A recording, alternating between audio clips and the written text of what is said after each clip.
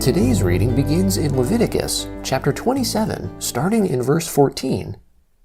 When a man dedicates his house to be holy to the Lord, then the priest shall evaluate it, whether it is good or bad. As the priest evaluates it, so it shall stand. If he who dedicates it will redeem his house, then he shall add the fifth part of the money of your valuation to it, and it shall be his. If a man dedicates to the Lord part of the field of his possession, then your valuation shall be according to the seed for it. The sowing of a homer of barley will be valued at 50 shekels of silver. If he dedicates his field from the year of Jubilee, according to your valuation, it shall stand. But if he dedicates his field after the Jubilee, then the priest shall reckon to him the money according to the years that remain to the year of Jubilee, and an abatement shall be made from your valuation. If he who dedicated the field will indeed redeem it, then he shall add the fifth part of the money of your valuation to it, and it shall remain his. If he will not redeem the field, or if he has sold the field to another man, it shall not be redeemed any more, but the field, when it goes out in the Jubilee, shall be holy to the Lord, as a devoted field. It shall be owned by the priests. If he dedicates a field to the Lord which he has bought, which is not of the field of his possession, then the priest shall reckon to him the worth of your valuation up to the year of Jubilee, and he shall give your valuation on that day, as a holy thing to the Lord. In the year of Jubilee the field shall return to him from whom it was bought, even to him to whom the possession of the land belongs. All your valuation shall be according to the shekel of the sanctuary, 20 gerahs to the shekel. However, the firstborn amongst animals, which belongs to the Lord as a firstborn, no man may dedicate, whether an ox or a sheep. It is the Lord's. If it is an unclean animal, then he shall buy it back according to your valuation, and shall add to it the fifth part of it. Or if it isn't redeemed, then it shall be sold according to your valuation. Notwithstanding, no devoted thing that a man devotes to the Lord of all that he has, whether of man or animal, or of the field of his possession, shall be sold or redeemed. Everything that is permanently devoted is most holy to the Lord. No one devoted to destruction, who shall be devoted from amongst men, shall be ransomed. He shall surely be put to death. All the tithe of the land, whether of the seed of the land or of the fruit of the trees, is the Lord's. It is holy to the Lord. If a man redeems anything of his tithe, he shall add a fifth part to it. All the tithe of the herds or the flocks, whatever passes under the rod, the tenth shall be holy to the Lord. He shall not examine whether it is good or bad, neither shall he exchange it. If he exchanges it at all, then both it and that for which it is exchanged shall be holy. It shall not be redeemed. These are the commandments which the Lord commanded Moses for the children of Israel on Mount Sinai. The Lord spoke to Moses in the wilderness of Sinai, in the tent of meeting, on the first day of the second month, in the second year after they had come out of the land of Egypt, saying, Take a census of all the congregation of the children of Israel, by their families, by their fathers' houses, according to the number of the names, every male, one by one, from 20 years old and upward, all who are able to go out to war in Israel. You and Aaron shall count them by their divisions. With you there shall be a man of every tribe, each one head of his father's house. These are the names of the men who shall stand with you. Of Reuben, Elizur the son of Shadur. Of Simeon, Shelumiel the son of Zerushadai. Of Judah, Nashon the son of Amminadab. Of Issachar, Nethanel the son of Zur. Of Zebulun, Eliab the son of Helon. Of the children of Joseph, of Ephraim, Elishama the son of Ammihud. Of Manasseh, Gamaliel the son of Pedahzur. Of Benjamin, Abidan the son of Gideoni. Of Dan, Ahiezer the son of Ammishaddai. Of Asher, Pagiel the son of Ochran. Of Gad, Eliasaph the son of Deuel. Of Naphtali, Ahira the son of Enan. These are those who were called of the congregation, the princes of the tribes of their fathers. They were the heads of the thousands of Israel. Moses and Aaron took these men who are mentioned by name. They assembled all the congregation together on the first day of the second month, and they declared their ancestry by their families, by their fathers' houses, according to the number of the names, from 20 years old and upward, one by one. As the Lord commanded Moses, so he counted them in the wilderness of Sinai. The children of Reuben, Israel's firstborn, their generations, by their families, by their fathers' houses, according to the number of the names, one by one, every male from 20 years old and upward, all who were able to go out to war. Those who were counted of them, of the tribe of Reuben, were 46,500. Of the children of Simeon, their generations, by their families, by their fathers' houses, those who were counted of it, according to the number of the names, one by one, every male from 20 years old and upward, all who were able to go out to war. Those who were counted of them, of the tribe of Simeon, were 59,300. Of the children of Gad, their generations, by their families, by their fathers' houses, according to the number of the names, from 20 years old and upward, all who were able to go out to war. Those who were counted of them, of the tribe of Gad, were 45,650. Of the children of Judah, their generations, by their families, by their fathers' houses, according to the number of the names, from 20 years old and upward, all who were able to go out to war.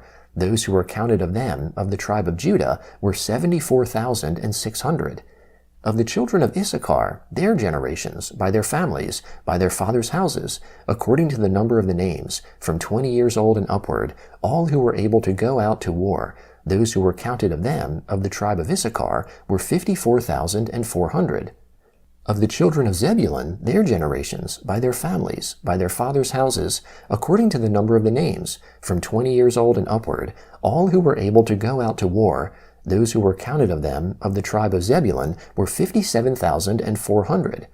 Of the children of Joseph, of the children of Ephraim, their generations, by their families, by their fathers' houses, according to the number of the names, from 20 years old and upward, all who were able to go out to war.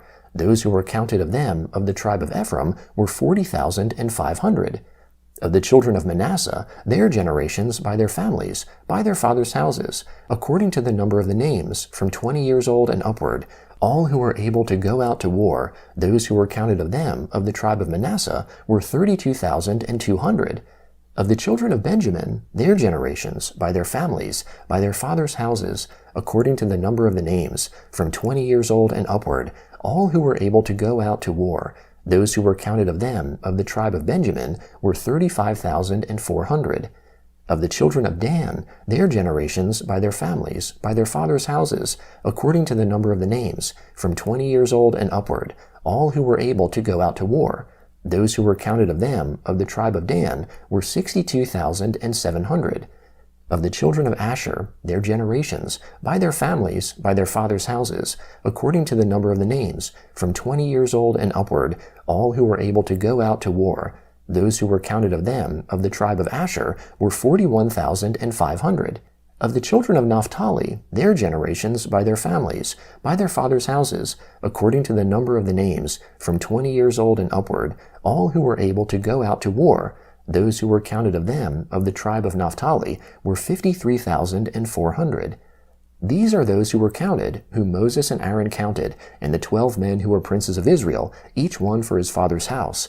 So all those who were counted of the children of Israel by their fathers' houses, from 20 years old and upward, all who were able to go out to war in Israel, all those who were counted were 603,550. But the Levites, after the tribe of their fathers, were not counted amongst them. For the Lord spoke to Moses, saying, Only the tribe of Levi you shall not count, neither shall you take a census of them amongst the children of Israel, but appoint the Levites over the tabernacle of the testimony, and over all its furnishings, and over all that belongs to it. They shall carry the tabernacle and all its furnishings, and they shall take care of it, and shall encamp around it. When the tabernacle is to move, the Levites shall take it down, and when the tabernacle is to be set up, the Levites shall set it up. The stranger who comes near shall be put to death. The children of Israel shall pitch their tents, every man by his own camp, and every man by his own standard, according to their divisions. But the Levites shall encamp around the tabernacle of the testimony, that there may be no wrath on the congregation of the children of Israel. The Levites shall be responsible for the tabernacle of the testimony.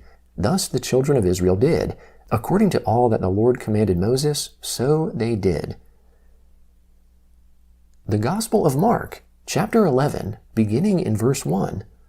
When they, that is, Jesus and his disciples, came near to Jerusalem, to Bethphage and Bethany, to the Mount of Olives, he sent 2 of his disciples, and said to them, Go your way into the village that is opposite you, Immediately as you enter into it, you will find a young donkey tied, on which no one has sat.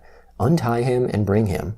If anyone asks you, 'Why are you doing this?' say, 'The Lord needs him,' and immediately he will send him back here." They went away and found a young donkey tied at the door outside in the open street, and they untied him. Some of those who stood there asked them, "What are you doing, untying the young donkey?"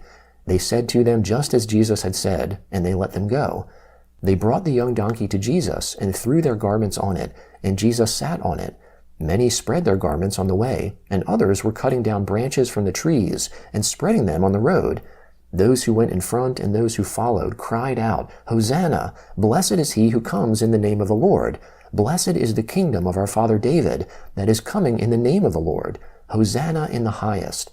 Jesus entered into the temple in Jerusalem. When he had looked around at everything, it being now evening, he went out to Bethany with the 12. The next day, when they had come out from Bethany, he was hungry.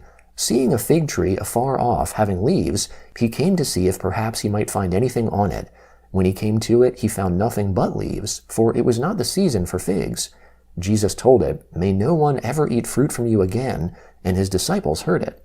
They came to Jerusalem, and Jesus entered into the temple and began to throw out those who sold and those who bought in the temple, and overthrew the money changers' tables and the seats of those who sold the doves. He would not allow anyone to carry a container through the temple. He taught, saying to them, "Isn't it written, 'My house will be called a house of prayer for all the nations'? But you have made it a den of robbers." The chief priests and the scribes heard it, and sought how they might destroy him, for they feared him, because all the multitude was astonished at his teaching. When evening came, he went out of the city. As they passed by in the morning, they saw the fig tree withered away from the roots. Peter, remembering, said to him, "Rabbi, look, the fig tree which you cursed has withered away." Jesus answered them, "Have faith in God.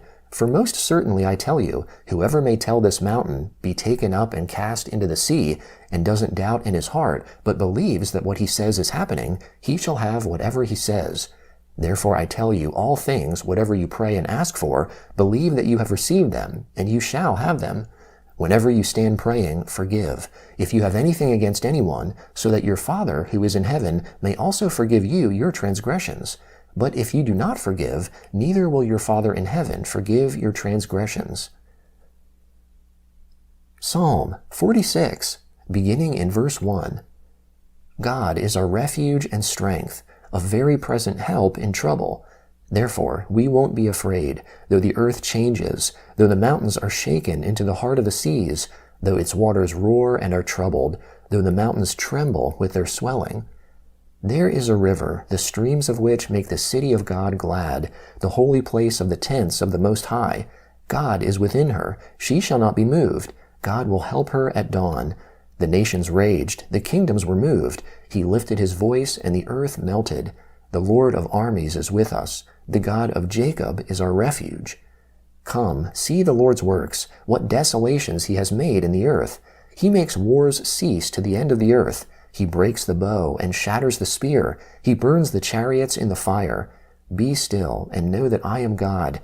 I will be exalted amongst the nations. I will be exalted in the earth. The Lord of armies is with us. The God of Jacob is our refuge. Proverbs chapter 10, verse 23.